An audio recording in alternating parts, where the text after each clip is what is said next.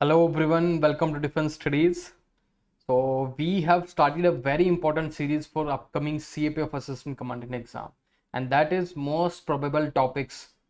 और इसमें आपके जो टॉपिक्स रहेंगे that is important for your essay, that is important for your report and also your argument writing. तो इन सभी चीज़ों के लिए इंपॉर्टेंट रहेंगे। ऐसा कोई हार्ड एंड फास्ट रूल नहीं है कि यूपीएससी स्पेशली डिज़ाइन करता है किसी रिपोर्ट टॉपिक को। तो वो थीम्स वो जो हैं आपकी, जैसे एनवायरनमेंट की थीम्स होगी या फिर आपकी ज्योग्राफी की थीम्स होगी या फिर कोई इवेंट और इंसिडेंट बेस्ड थीम होगी, वो आपकी रिपोर्ट में आती है। और उसके साथ ही आर्ग्यूमेंट में आपके कंट्रोवर्शियल टॉपिक्स आते हैं, जैसे हेट स्पीच या फिर फ्रीडम ऑफ स्पीच एक्सप्रेशन, ये आपके कंट्रोवर्शियल हैं। तो इस तरह के टॉपिक आपके आर्ग्यूमेंट में मिलते हैं। पर कई बार क्या देखा है कि यूपीएससी कोई भी टॉपिक को किसी भी तरह से पूछ सकता है, तो वो उसका डिस्क्रिशन है, ठीक है। वो किसी भी कैंडिडेट को किसी तरह से भी चेक कर सकता है। तो इस मोस्ट प्रोबेबल टॉपिक सीरीज में क्या रहेंगे आपके, काफ़ी इंपॉर्टेंट टॉपिक्स हम डिस्कस करने वाले हैं। अराउंड 30 से ज़्यादा भी हो सकते हैं, बट मिनिमम 30 टॉपिक्स रहेंगे जो मोस्ट प्रोबेबल है। हालांकि हम ये सब स्टार्ट नहीं करने वाले थे, बट मार्केट में क्या है, जो इररिलेवेंट चीज़ें हैं वो पढ़ाई जा रही हैं। तो इसलिए हमने क्या किया है, 2009 से 2021 तक जितने भी इंपॉर्टेंट टॉपिक्स आए हैं सीएपीएफ एग्जाम के अंदर, उसको एनालाइज किया थॉरली। उसके बेसिस पे 1.5 ईयर या फिर 2 साल तक के करंट अफेयर्स को अच्छे से प्रिपेयर किया है, और उसके बेसिस पे आपको ये सभी टॉपिक डिस्कस किए जा रहे हैं, ठीक है। तो जैसे बात करें हेट स्पीच, ये वाला टॉपिक आपका, अगर मैं बात करूं 2012 या 13 के अंदर आया था, freedom of speech is an absolute right. तो ये टॉपिक आपसे पूछा गया, तो इसको रिफ्रेश करके कैसे भी पूछा जा सकता है। तो hate speech is an important this time, क्योंकि हेट स्पीच जैसे इंसिडेंट हुए हैं बहुत सारे हमारे देश में। जैसे आप उसकी बात करेंगे, हैदराबाद उसके हरिद्वार के अंदर जो रिलीजियस प्रोसेशन हो रहा था या फिर जो सेरेमनी हो रही थी, वहाँ पे हेट स्पीच की गई। उसके बाद जेएनयू लाइक इंसिडेंट, उसके बाद आप हैदराबाद के अंदर देखेंगे, उसके बाद आप कोलकाता के अंदर बहुत सारी hate speeches, political hate speeches UP के अंदर, ठीक है। अभी what had happened in the Udaipur Rajasthan, जो कि बहुत ही सेंसिटिव इशू है। वन किलिंग वॉज देयर, किसी की किलिंग हुई है। तो वो भी एक रिलीजियस सेंटिमेंट्स को राइज करता है। उसके बाद भी एक जैसे डोमिनो इफेक्ट हुआ है एक कम्युनिटी ने दूसरी कम्युनिटी को, तो ये कम्युनल क्लैशेज होते हैं, हेट स्पीचेस। तो हेट स्पीचेस के अंदर हम सब कवर करेंगे लॉजिकली, ठीक है। लॉजिकली किसने क्या डेफिनेशन दी है हेट स्पीचेस की, उसके बाद आप मेन बॉडी में क्या लिख सकते हैं, आप उसका वे फॉरवर्ड कैसे कर सकते हैं। तो ये सब चीज़ें हम डिस्कस करने वाले हैं इसमें। हेट स्पीचेस में आप स्टार्ट कर सकते हैं, थोड़ा सा कॉन्टेक्स्ट आप देखिए, प्रेजेंट कॉन्टेक्स्ट क्या है हमारे यहाँ पे, ठीक है। प्रेजेंट कॉन्टेक्स्ट आप इसमें लिख सकते हैं, बहुत सारा इंपॉर्टेंट। अगर कॉन्टेक्स्ट की बात करें प्रेजेंट की, तो यू कैन राइट जो हमारा उत्तराखंड के अंदर हुआ था, दिल्ली के अंदर हुआ था। जो दिल्ली के अंदर जैसे हम बात करेंगे, आम आदमी पार्टी के एमएलए ने हेट स्पीच किया था, तभी वो बोल रही है कि सीबीआई कि वहाँ पे दिल्ली राइट्स लाइक सिचुएशन पैदा हुई, ठीक है। तो hate speeches is there. Uttarakhand के अंदर two religious community, Hindu Muslim and also Sikhs, वहाँ पे आपस में हेट स्पीचेस के चक्कर में, और रिलीजियस जो वहाँ पे प्लेसेस थे उसको तोड़ा जा रहा था, ये सब चीज़ें, राइट। तो ये देखना पड़ेगा हमें। तो वेंकैया नायडू जी ने क्या कहा है, बी आर अम्बेडकर ने क्या कहा है, और इससे लेकर लॉ कमीशन ने क्या कहा है, इलेक्शन कमीशन ने क्या क्या है, क्या क्या क्या प्रोविजंस है हमारे, ठीक है। Representation of people act, RP act के अंदर क्या है, आईपीसी के अंदर क्या इसमें पनिशमेंट है, ठीक है। सुप्रीम कोर्ट इसके बारे में क्या कहता है, गवर्नमेंट इसके बारे में क्या कहता है, क्या लेजिस्लेशन गवर्नमेंट लेके आना चाहती है, क्या हेट स्पीच को लेके कोई लेजिस्लेशन है, ये सभी चीज़ें देखनी है आपको, ठीक है। होलिस्टिकली इस टॉपिक को देखना है। ये नहीं कि आपने बस थोड़ा सा इंट्रोडक्शन दिया और आप बॉडी में कुछ भी लिख रहे हैं और कंक्लूड करके चले गए, नहीं। इसको मल्टी डायमेंशनल तरीके से सोचे, ठीक है। पहले सबसे पहले देखते हैं डेफिनेशन। लॉ कमीशन या फिर bureau of police research development की आप डेफिनेशन उठा सकते हैं। तो ब्यूरो ऑफ पुलिस रिसर्च ने डेफिनेशन की है, hate speech as a language that denigrates, insults, threatens or target an individual based on their identity and other traits कैसी, सेक्सुअल ओरिएंटेशन और डिसेबिलिटी और रिलीजन, ठीक है। तो ये bureau of police research and development, बहुत इंपॉर्टेंट डेफिनेशन, ये आप डाल सकते हैं। इसके बाद आप डाल सकते हैं लॉ कमीशन की रिपोर्ट। लॉ कमीशन ने भी सिमिलर रिपोर्ट दी है, hate speech is stated as an incitement to hatred primarily against a group of person define in terms of race, ethnicity, gender, sexual orientation, religious belief and the likes. तो north eastern people को आप किस डेरोगेटिव word से बुलाते हैं, आप मुस्लिम को कैसे बुलाते हैं, आप हिंदू को, जैसे अभी बात हुई थी 2018 के अंदर एक ट्वीट किया था मोहम्मद नज़ीर, पता नहीं उनका नाम क्या है, तो हनुमान को लेकर उन्होंने कोई ट्वीट किया था।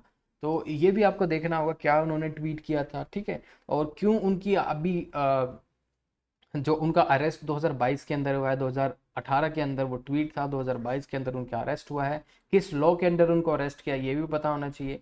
क्या वो हेट स्पीच के अंदर आता है, क्या क्या हमारे पास फ्रीडम ऑफ एक्सप्रेशन इतना है कि हम किसी भी लिमिट तक जाके अपने फ्रीडम ऑफ एक्सप्रेशन को यूज़ कर सकते हैं, ठीक है। तो ये देखिए, तो डेफिनेशन हमारी होगी, करंट कॉन्टेक्स्ट हो गया। अब देखते हैं इनके बीच में डायलेमा क्या है। एक तरफ तो हमें कॉन्स्टिट्यूशन जो है वो सभी पावर देता है, ठीक है, freedom of speech and expression. दूसरी तरफ उसमें कर्ब है, there is some reasonable restriction, so there is some dilemma. अगर हम उस पर कुछ कर्ब करते हैं freedom of speech and expression पे, तो हमारा जो प्रेस फ्रीडम इंडेक्स है, प्रेस फ्रीडम इंडेक्स, उसके अंडर इंडिया की क्या रैंक है, कमेंट करके बताइएगा। प्रेस फ्रीडम इंडेक्स, तो इंडिया में उसकी रैंकिंग ड्रॉप हो जाती है, ठीक है, उसमें इंडिया की रैंकिंग ड्रॉप हो जाती है अगर हम उस पर कर्व करते हैं कुछ। अगर हम देखें what had happened in Jammu and Kashmir, Jammu and Kashmir के अंदर after the abrogation of article 370, तो वहाँ पे इंटरनेट सर्विसेज को स्टॉप कर दिया था। तो सुप्रीम कोर्ट ने वहाँ पे इंटरफियर किया कि देखिए, access to internet service is not a fundamental right, ये तो उन्होंने क्लियर कर दिया। बट उन्होंने बोला है कि अगर कोई अपने फंडामेंटल राइट्स मतलब फ्रीडम ऑफ एक्सप्रेशन को एक्सप्रेस करना चाह रहा है थ्रू इंटरनेट मीन्स, तो वो उसका फंडामेंटल राइट है, ठीक है। तो आप इनडेफिनेट टाइम के लिए you can not suspend the internet service in any area. तो उसके बाद काफ़ी प्रोविजंस लेके आने पड़े कि इंटरनेट सर्विसेज को कौन स्टॉप कर सकता है, या फिर आपका होम मिनिस्टर या फिर आपका सेंटर के अंदर मिनिस्ट्री ऑफ होम अफेयर्स, दो ही लोग कर सकते हैं, ठीक है। तो ये प्रोविजंस डाले, ठीक है, और ये सब चीज़ें इसमें हैं। इसके बाद देखेंगे क्या फ्रीडम ऑफ स्पीच एक एब्सोल्यूट राइट है, नहीं, कॉन्स्टिट्यूशन भी मना करता है freedom of speech is not an absolute right, it's an qualified, ठीक है, ये क्वालिफाइड है। Some reasonable restriction is there, reasonable restriction सबको पता है आपको किस तरह के रीजनेबल रेस्ट्रिक्शंस हैं, public morality, friend relations with country, national security, ये सब चीज़ें हैं इसमें फ्रीडम ऑफ एक्सप्रेशन में। जब आप देखेंगे हेट स्पीच, और हेट स्पीचेस में और आप देख सकते हैं जैसे इससे ही रिलेटेड है क्या, contempt of court, contempt of court, ठीक है, contempt of court, Prashant Bhushan ji का केस इसमें डाल सकते हैं आप, एडवोकेट प्रशांत भूषण। तो वो केस इसमें बहुत इंपॉर्टेंट केस है। सुप्रीम कोर्ट ने इसमें क्या जजमेंट दी, सुप्रीम कोर्ट ने उनको पनिश किया फॉर द सिविल कंटेम्प्ट, ठीक है। तो ये देखिए उसके अंदर ये सब चीज़ें आप उसमें मेंशन कर सकते हैं, बहुत इंपॉर्टेंट चीज़ें हैं। इसके बाद देखेंगे freedom of speech is necessary to promote a plurality of opinions where hate speech become an exception to article 19A1। तो ठीक है, ये आप इसमें कर सकते हैं। इसके बाद देखेंगे major reasons of hate speech, hate speech के मेजर रीजन क्या है। देखिए, आपको जब भी इस तरह के अटेम्प्ट करने होते हैं ऐसे, या फिर ऐसे में आप क्या बना सकते हैं, ऐसे में आपके पास फ्लो चार्ट बना सकते हैं। तो फ्लो चार्ट आप लिखेंगे तो रीजंस ऑफ हेट स्पीच ऐसे एक हेडिंग लिखेंगे, उसको सर्कल करेंगे, उसके ऐसे इस तरह से फ्लो चार्ट आप बना सकते हैं। रीजन क्या रहेगा, reason you can write ideology, reason you can write feeling of superiority, reason you can write for political gains, for electoral gains, reason you can write there is no clarity in the legislation. तो ये सब चीज़ें आप इसमें लिख सकते हैं reason के अंदर, ठीक है। अब रीजन देख लेते हैं। पहला सुपियोरिटी, सुपियोरिटी का मतलब स्टीरियोटाइप्स, पहले ही प्रेवलेंट है स्टीरियोटाइप, मतलब वन पर्टिकुलर कम्युनिटी ये सोचती है कि वी आर सुपीरियर, तो दूसरी कम्युनिटी को वो दबाना चाहते हैं थ्रू हेट स्पीचेस, राइट। दूसरा पर्टिकुलर आइडियोलॉजी, एक पर्टिकुलर आइडियोलॉजी दूसरी आइडियोलॉजी से जब कॉन्फ्लिक्ट में आती है तो हेट स्पीचेस जैसे सिचुएशन दिखती है।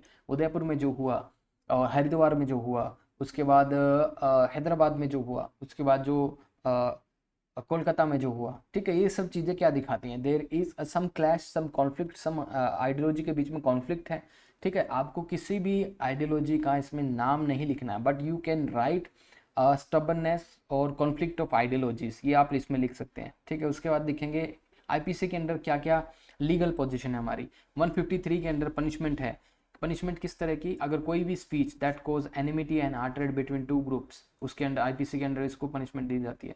तो आईपीसी के अंदर देखेंगे 295 के अंदर, मतलब कोई भी एक्ट जो डेलिबरेटली किया गया हो, जो मैलिशियस इंटेंशंस के साथ किया गया हो, जो रिलीजियस फीलिंग्स को हर्ट करने के लिए किया गया हो, वो आईपीसी के अंडर पनिशेबल है अंडर 295A, राइट। उसका रिप्रेजेंटेशन ऑफ पीपल एक्ट बहुत इंपॉर्टेंट एक्ट है। इसको कैसे इलेक्शन कमीशन इसको एज अ वेपन यूज करती है। तो इलेक्शन कमीशन बोलती है those people who are convicted of the illegal use of freedom of speech, ठीक है, फॉर इलेक्टोरल गेन्स, ठीक है, कोई भी ऐसा जो कैंडिडेट जो है, जो एमपी या फिर एमएलए के लिए फाइट करना चाहता है, उसका मतलब अगर हम क्रिमिनल रिकॉर्ड देखें, हिस्ट्री देखें, वो किसी भी टाइम पे कन्विक्टेड था, मतलब हेट स्पीचेस के रिगार्डिंग, तो उसको कंटेस्ट करने से रोका जाएगा, तो उसको कंटेक्स्ट नहीं करने दिया जाएगा, ठीक है। तो ये बहुत इंपॉर्टेंट इसके अंदर है, ये एक थ्रेट है, एक डेटरेंस है अगेंस्ट द पॉलिटिकल पीपल। उसके बाद देखेंगे बास टू प्रमोशन ऑफ एनिमोसिटी, इसको छोड़ दीजिए। उसके बाद देखेंगे what were the major recommendation by any committee regarding the hate speeches. Vishwanath committee 2019 के अंदर बनाई थी, बहुत इंपॉर्टेंट कमेटी है। तो इन्होंने आईपीसी के अंडर रिफॉर्म करने की बात की। तो सेक्शन 505 के अंदर उन्होंने बोला कि incitement to commitment and offence on ground of religion, race, caste और community, sex, gender identity, sexual orientation, place of birth, resident, ये सब चीज़ें इन्होंने बोला। अगर इन सब चीज़ों पे incitement to commit an offence हो रहा है तो उसको 2 साल की सजा या फिर 5 साल की सजा उसको होनी चाहिए। बेस बरुआ कमेटी, या तो आपका पेपर में पूछ लेंगे विश्वनाथ कमेटी किससे रिलेटेड है, बेस बरुआ कमेटी किससे रिलेटेड है, ठीक है। तो इन्होंने क्या बोला, 153 अंडर ऑफ आईपीसी 153 सेक्शन, तो इसके अंडर इन्होंने बोला कि प्रमोटिंग और attempting to promote acts prejudicial to human dignity, ये भी पनिशेबल है बाय 3 और 5 ईयर, 3 और फाइन के साथ, ठीक है। 3 साल की सजा भी होगी और फाइन भी होगा। तो ये बेस बरुआ कमेटी आप बोल सकते हैं। This shows our legal positions क्या है हमारे यहाँ पे, क्या क्या हमारे यहाँ पे उसके रिगार्डिंग पनिशमेंट है। कुछ इंपॉर्टेंट दिए देखें इसमें केसेस। सुप्रीम कोर्ट क्या बोलती है, सुप्रीम कोर्ट बोलती है अगर आपको कुछ ग्रीवेंसेस अपने दिखाने भी हैं एक कम्युनिटी को, if you want to show that हमने हिस्टोरिकली काफ़ी कुछ सफ़र किया है और हम वो ग्रीवेंसेस दूसरे लोगों तक दिखाना चाह रहे हैं, फिर गवर्नमेंट तक लेके जाना चाह रहे हैं, तो उसको आप एक कॉन्स्टिट्यूशनल मीन्स से लेके जाएं, मतलब एक कॉन्स्टिट्यूशनल या फिर पीसफुल तरीके से आप उसको प्रेजेंट करें, ना कि historical truth must be depicted without in any way disclosing or encouraging hatred or enmity between different classes और communities। ये नहीं होना चाहिए कि आप उसको हेट स्पीचीज के थ्रू डिलीवर करें उस हिस्टोरिकल ट्रूथ्स को या फिर हिस्टोरिकल इनजस्टिस को, राइट। उसके बाद देखेंगे क्या क्या रिलेटेड है, some famous cases related to hate speech. Section 66A information technology IT 2000 act बहुत इंपॉर्टेंट है। तो ये relating to fundamental right of freedom speech and expression, जब आर्टिकल 19(1)A जो आपका कॉन्स्टिट्यूशन प्रोवाइड करता है, तो ये कहता है कि the court differentiate between discussion, advocacy and incitement, ठीक है। तो इसमें डिफरेंस है, मतलब आप एक तो freedom of speech and expression को यूज़ कर रहे हैं फॉर द ग्रीवेंस या फिर अपने ग्रीवेंस रिड्रेसल के लिए, राइट। दूसरा, या फिर आप उसको दूसरी चीज़ों के लिए यूज़ कर रहे हैं इंसाइटमेंट करने के लिए, ठीक है, कम्युनल राइट्स कराने के लिए, तो उसको आपको अरेस्ट किया जाएगा अंडर 66A। एक फेमस केस था अंडर महाराष्ट्र के अंदर when one particular political leader, जब वो उनकी डेथ हुई थी तो 2 लड़कियों ने कमेंट किया था सोशल मीडिया पे, तो उनको अरेस्ट किया गया under 66A of the information technology. अभी ट्विटर वाला जो केस चल रहा है, मोहम्मद नुजी नाम करके, सॉरी उनका नाम याद नहीं कर पा रहा, तो 2018 के अंडर उन्होंने कमेंट किया था और 2022 के अंडर उनको अरेस्ट किया गया, ठीक है, IT एक्ट। तो IT एक्ट के अंडर भी अभी रिफॉर्म करने की बात हुई है, ठीक है। उसके बाद देखेंगे स्टेट ऑफ असम, ये वाला जो केस है, देखिए आपको इसमें इस वाली चीज़ों में केसेस के नाम नहीं लिखने हैं, आपको सिर्फ क्या लिखना है इसके अंदर कि सुप्रीम कोर्ट की क्या फाइंडिंग है, क्या वर्डिक्ट है। आप सुप्रीम कोर्ट के अंदर फाइंडिंग देखिए, आप सुप्रीम कोर्ट ने बोला है the court held that mere act cannot be punished unless individual resorted to violence or incitement any other person to violence। देखिए सिर्फ ये इन्होंने बोला कि सिर्फ जब तक अगर आपने कोई हेट स्पीच दी है, ठीक है, उससे कोई वॉयलेंस नहीं हुआ या फिर इंसाइटमेंट टू वॉयलेंस नहीं हुआ, उससे उसने कोई लीड नहीं किया इंसाइटमेंट टू वॉयलेंस, तो वो पनिशेबल नहीं है। ठीक है, तो ये वाला केस सुप्रीम कोर्ट ने भी बोला था कि हम हेट स्पीचेस के जो केसेस आएंगे हम उसको इस तरह से एनालाइज करेंगे कि उससे कोई इंसाइटमेंट हुआ है, कोई वायलेंस हुआ है, और जो स्पीकर है उसमें उसकी टोन क्या है, असर्टिव है, क्या वो फिरोशियस तरीके से बोल रहा है या किस तरह से बोल रहा है, या डेलिबरेटली इस तरह से बोल रहा है या फिर हंस के थोड़ा सा मजाक करके, उनकी सरकास्टिक टोन है, तो ये भी टोन भी एनालाइज करनी बहुत ज़रूरी है। तो ये सुप्रीम कोर्ट की फाइंडिंग थी। उसके बाद देखेंगे रंगाराजन जब केस था, तो उन्होंने बोला है कि freedom of expression can not be suppressed unless the situation so created is dangerous. तो ये दिखाता है हमारा बहुत इंपॉर्टेंट चीज कि freedom of speech and expression is not an absolute but qualified. मतलब अगर डेंजरस है तो उसको आप कर्व कर सकते हैं, अगर जब तक डेंजरस नहीं है तो वो एब्सोल्यूट है। ठीक है, तो ये देखेंगे। उसके बाद देखेंगे ban on internet service in Jammu and Kashmir. यहाँ पे हमने बैन किया, क्यों? After the abrogation of article 370 वहाँ पे सिचुएशन इस तरह की हो गई थी, फ्रीडम ऑफ स्पीच वहाँ पे कर्व करना पड़ा। ठीक है, उसके बाद देखेंगे प्रेस फ्रीडम इंडेक्स, इंडिया का रैंक क्यों ड्रॉप होता है? जब भी हम देखते हैं जब गाइडलाइंस जब लेके आती है कोई भी intermediary media ethics rules guidelines होगी, या फिर इनको मीडिया को लेके जैसे टीआरपी स्कैम हो गया, इस तरह की सिचुएशन जब होगी, हेट स्पीचेस, काफ़ी news channels hate speeches deliver करते हैं, नूपुर शर्मा का केस हो गया। ठीक है, ये सब चीज़ें आप देखिए, काफ़ी जो बाइस मीडिया हाउसेज हैं, ये सब चीज़ें, तो ये भी आपको इसमें मेंशन कर सकते हैं प्रेस फ्रीडम इंडेक्स के अंदर इंडिया का रैंक क्यों गिरता जा रहा है। ठीक है, और इसके बाद देखिए रेलिवेंस ऑफ आर्टिकल 21, ये आप देखिएगा, खुद पढ़िए। उसके बाद सरदार वल्लभ भाई पटेल, ये इंपॉर्टेंट है, यहाँ पे आप इनको यूज़ कर सकते हैं जब आप कंक्लूड करेंगे अपने ऐसे। वल्लभ भाई पटेल ने क्या बोला कि कंट्री के अंदर there is anything like majority और minority, and that in India there is only one community. तो ये इन्होंने बोला प्रियम्बल के अंदर हमारे यहाँ पे है। तो यहाँ पे जब भी आप एंड करते हैं किसी भी चीज़ को, कंट्रोवर्शियल चीज़ को, वहाँ पे आप कॉन्स्टिट्यूशन को लेके आ सकते हैं। तो कॉन्स्टिट्यूशन में हमारे प्रियम्बल के अंदर फ्रेटर्निटी इज मेंशन, बहुत इंपॉर्टेंट वर्ड है फ्रेटर्निटी। ठीक है, उसके बाद बी आर अम्बेडकर क्या कहते हैं? Fraternity is the principle which gives unity and solidarity to social life, ये लिख सकते हैं आप, बहुत इंपॉर्टेंट है। उसके बाद वे फॉरवर्ड, वे फॉरवर्ड आपको कहीं मेंशन नहीं करना है। अगर आप ऐसे लिख रहे हैं कहीं पे आप मत लिखिए ये इंट्रोडक्शन है, हेडिंग देखिए, ये बॉडी है, कंक्लूजन नहीं, वो ऑटोमेटिकली आएगा। आप जब डिफरेंट डिफरेंट पैराग्राफ लिखेंगे तो मैं उसमें दिखता है एग्जामिनर को कि हाँ ये इंट्रोडक्शन है, ये बॉडी है, कंक्लूजन है। नेक्स्ट पैराग्राफ में आप लिखेंगे, आप इसमें लिख सकते हैं कि लेजिस्लेशन गवर्नमेंट क्या लेके आ रही है, इंपॉर्टेंट लेजिस्लेशन आप देखेंगे, इंपॉर्टेंट लेजिस्लेशन की बात कर सकते हैं। यहाँ पे आप लॉ कमीशन ने क्या रिकमेंडेशन की है, यहाँ पे आप कॉन्स्टिट्यूशन प्रोविजंस क्या हैं, ये सब चीज़ें लिख सकते हैं। लॉ कमीशन ने बोला कि इंडियन पिनल कोड के अंदर रिफॉर्म होने चाहिए, और it is not it should not be a single side effort, इसमें कोऑर्डिनेटेड रिस्पॉन्स चाहिएगा, हमें पीपल्स का रिस्पॉन्स चाहिएगा, इसमें अवेयरनेस ड्राइव हमें चलानी पड़ेगी, इसमें लिटरेसी लानी पड़ेगी, इसमें हमें दिखाना पड़ेगा कि हेट स्पीचेस हर एक चीज़ ट्रूथ नहीं होती सोशल मीडिया पे, वहाँ पे देखना पड़ेगा, उनको डिजिटल अवेयरनेस लेके आनी पड़ेगी। ठीक है, सेल्फ अवेयरनेस, बहुत सारी चीज़ें हैं। तो कोऑर्डिनेटेड रिस्पॉन्स चाहिएगा। गवर्नमेंट ने क्या लेजिस्लेशन लेके आया, जैसे intermediate media ethic rules, media ethics rules के अंडर वहाँ पे जो मीडिया हैंडलर्स हैं या जो सोशल मीडिया हैंडलर्स हैं, अगर कोई भी रिपोर्ट मतलब कोई भी पोस्ट को रिपोर्ट किया जाता है विद इन 24 आवर टाइम्स में उसको ड्रॉप डाउन किया जाता है। ठीक है, उसको डिलीट करना पड़ेगा। उसके बाद ओरिजिन, किसने इसको ओरिजिनेट किया है, उसका भी इसको डेटा रखना पड़ेगा। ठीक है, तो डिजिटल मीडिया एथिक्स रूल्स और ये सब चीज़ें। उसके बाद देखेंगे हेट स्पीचेस किस तरह हमारी सोसाइटी के अंदर सोशो इकोनॉमिक डेवलपमेंट को हॉल्ट करती है, हमारे नेशनल डेवलपमेंट को होल्ट करती है। ठीक है, हमारे स्पिरिट ऑफ इंडियन कॉन्स्टिट्यूशन को, ठीक है, डिस्ट्रॉय करती है। ये सब चीज़ें आप इसमें मेन बॉडी में ये वाला आप पैराग्राफ लिख सकते थे। ठीक है, या फिर आप इंट्रोडक्शन में इसको लिख सकते थे। ठीक है, तो इस तरह से हम इसको अप्रोच करेंगे। तो बहुत सारी चीज़ें इसमें डिस्कस होगी, काफ़ी लॉजिकली चीज़ें हमने डिस्कस की है। ठीक है, इसमें हमने देखा है कि व्यूज़ ऑन फ्रेटर्निटी क्या है, B R Ambedkar, constitution provisions क्या हैं, और बहुत सारी इंपॉर्टेंट जो इसमें कोर्ट्स की फाइंडिंग है। जैसे हमने देखा है कि सुप्रीम कोर्ट क्या बोलता है, जब तक उसको हम हेट स्पीचेस में काउंट नहीं करेंगे जब तक उसने इंसाइटमेंट टू वायलेंस नहीं किया हो, ये सब चीज़ें। उसके बाद देखेंगे इंसाइटमेंट टू वायलेंस से इंडिया में कौन कौन से केसेस रहे हैं, मुजफ्फरपुर राइट्स हो गया, दिल्ली राइट्स हो गया, उत्तराखंड के अंदर जो किलिंग्स हुई थी, ठीक है, डिफरेंट डिफरेंट किलिंग्स, उदयपुर के अंदर जो किलिंग्स है हेट स्पीचेस को लेके, बहुत सारी ये चीज़ें दिखा सकते हैं आप, ठीक है।